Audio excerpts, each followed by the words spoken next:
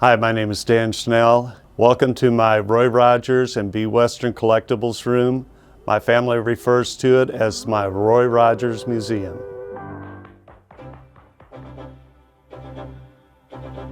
Obviously, Roy Rogers is my favorite cowboy. Roy Rogers was born in 1911 and born in Cincinnati, so he wasn't a Western cowboy growing up, but what he did was live on a farm and became really efficient in two different things. And number one was being around animals and horse riding. And the second thing was they had to make their own music, so he learned how to play different instruments. Well, Roy Rogers was born Leonard Sly. That was before he had changed his movie name actually twice, because he first became Dick Weston when he first started getting credits in movies, and then when he became the actual main star, they changed his name to Roy Rogers. Roy eventually, using his musical skills, started getting with different people and forming different musical groups. The group and the final group that he was in was the group started by him and a few other people called the Sons of the Pioneers, which is still intact today. During the days of the Sons of the Pioneers, he and the Sons of the Pioneers would be extras on different movies, including Gene Autry movies, and to one point where Roy actually was the villain in one of the shows and actually acted opposite Gene Autry. Well, Roy got into the main character in kind of a lucky way. Gene Autry had a dispute with the studios and decided to sit out until they got a contract renegotiated. So at that time they started looking for a new B Western star. And Roy just happened to hear about it when he was getting his hat formed in a different store where another person came in and said, hey, they're looking for a new star. So Roy didn't have an appointment, but what he did on the day that they were going to try to test for a new B Western star is he snuck in with a bunch of the extras that were going to go work on a movie, and hopefully he wouldn't get caught. Well, as he goes in, he actually did get caught, but not caught in a way that you're going to get kicked out. A person that had seen him act in movies grabbed him by the shoulder and said, hey, Roy, I should say, hey, Len at that time, we're going to audition. Would you like to audition? And he did, and he got the role. So in 1938, he made his first movie under Western Stars and became an instant star because of his looks, because of his acting ability, because of his daringness to do incredible stunts.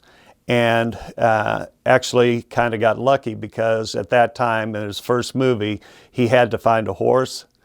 Went to look at different horses to use as his horse, and it was like the third horse that he looked at was Trigger, and it just stopped right then. So Trigger had actually been in movies, was in the movie Robin Hood, and ridden by Olivia de Havilland a year or so before Roy even was able to acquire Trigger. But from then on, Roy Rogers and Trigger became an item. When we were kids in the early 60s, the Saturday morning lineup was something like Roy Rogers' TV show, Sky King, The Lone Ranger, My Friend Flicka, and of course, I was a big fan of Roy Rogers' horse, Trigger, so I became a fan at a young age. In the 80s, I started finding out that Roy Rogers wasn't just a TV show person. Found out that he actually made movies prior to TV by watching a show at noon on a local station that was hosted by the Riders in the Sky. Later on, I started watching the Roy Rogers led show. It was called Happy Trails Theater, where Roy and Dale would introduce their movies. Then in the 80s, I ended up finding a comic book at an estate sale, and then I bought a book called The Answer is God, which was the biography of Roy and Dale, and started reading through it and became even more of a fan of Roy Rogers and Dale Evans. So I started collecting some of the things, and it ended up that now I've got a pretty good collection of Roy and Dale, and expanded into the different B Western stars like Gene Autry, Hopalong Cassidy, Rocky Lane, Monty Hale, Rex Allen, and others like that. The reason that these B Westerns really struck home with me, and I really got to the point where I really enjoyed reading and understanding about the time from the 1930s through the 1950s, early 1950s, when B-Westerns were the thing. The acting, I would say, was probably not very good, but what it was entertaining for children and, of course, adults at that time in the 30s through the 50s, which was prior to television coming into play. So children grew up with that, and from there, they then became the heroes to these children. And the thing about B-Westerns is that it was constant that the good guy would defeat the evil. And Roy Rogers, Gene Autry, and those guys were the good guys. And they led the same type of lives that they did in their movies. So the hero personified in their personal lives, and that became really interesting to me. So that's why I enjoy the B-Western era. Showing you some of my favorite collectible items. This is one of my favorites. This is a mint Roy Rogers holster and cap gun set.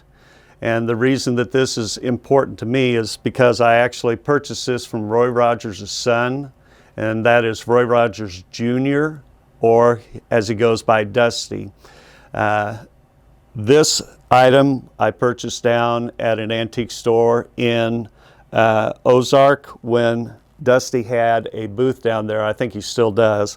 But the thing that I really like about this, besides the guns and the holsters, is here is a plate that is actually signed by Roy Rogers, and it has a Roy Rogers writer's coin and a mint comic book to go with it.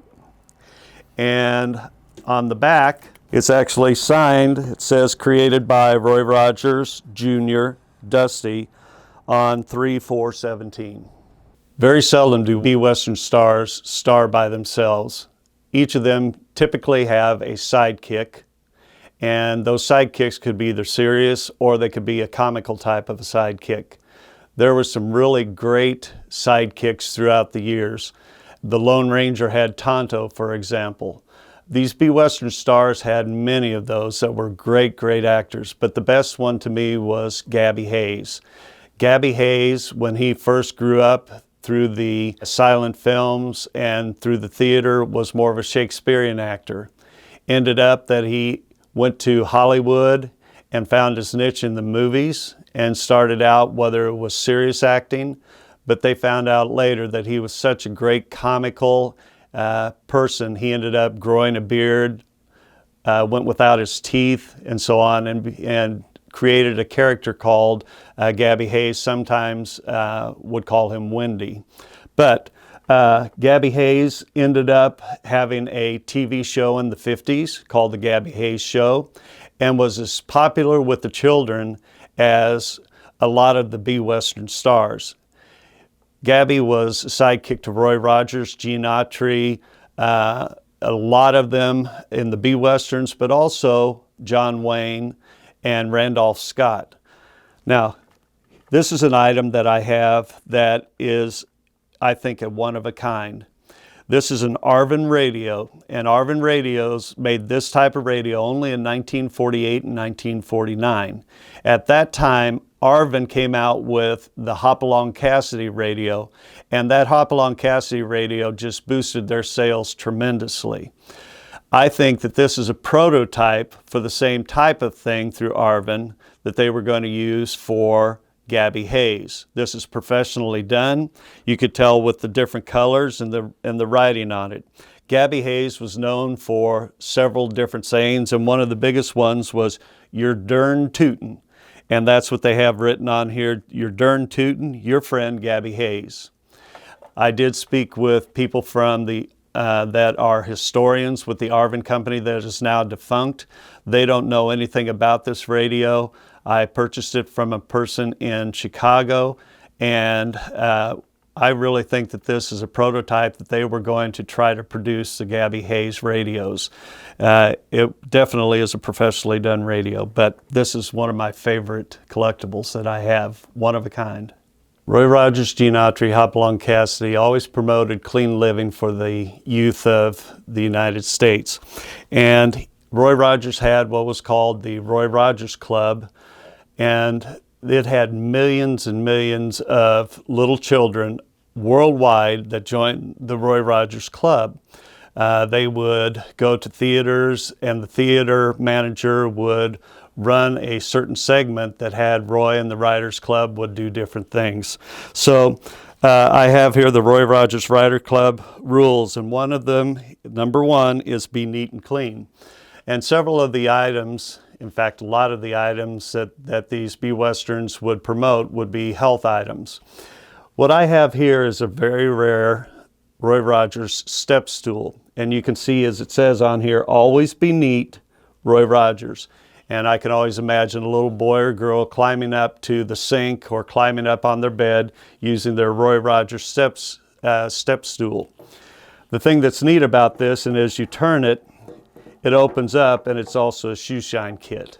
I really enjoy collecting lunch boxes. Collecting lunch boxes is a huge collectible thing for a lot of people. I especially do the lunch boxes that refer to the B-Western stars, but these are some of my Roy Rogers lunch boxes. The one that I have here is my Roy Rogers Chow Wagon, which is a dome lunch box. This is an almost mint example of a Roy Rogers Dale Evans lunchbox, and it's got different scenes on different sides. And then I have a Roy Rogers vinyl lunchbox, so they weren't just metal, they were vinyl. And then here's an example of a thermos that we have. So Roy Rogers lunchboxes are part of my favorites of my collecting. What I have here are three examples of Roy Rogers guitars. Roy and Gene were known as singing cowboys. It wouldn't be anything to be in the middle of a real tense situation in the movies, and then all of a sudden they break out into a song.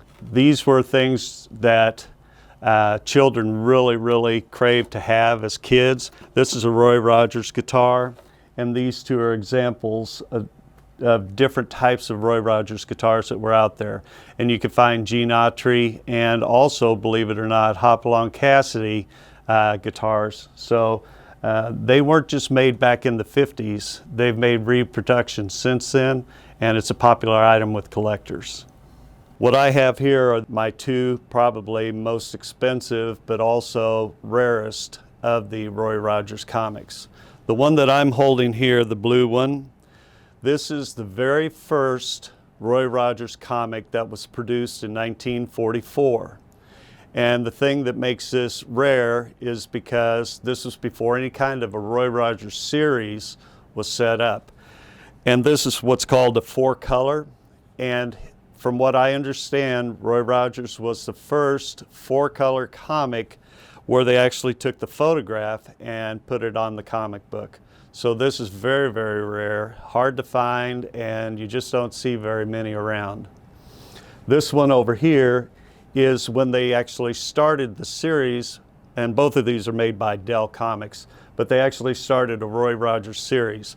Prior to the Roy Rogers series, they actually made 13 of the 4-color, but this is where the Roy Rogers series started in 1948.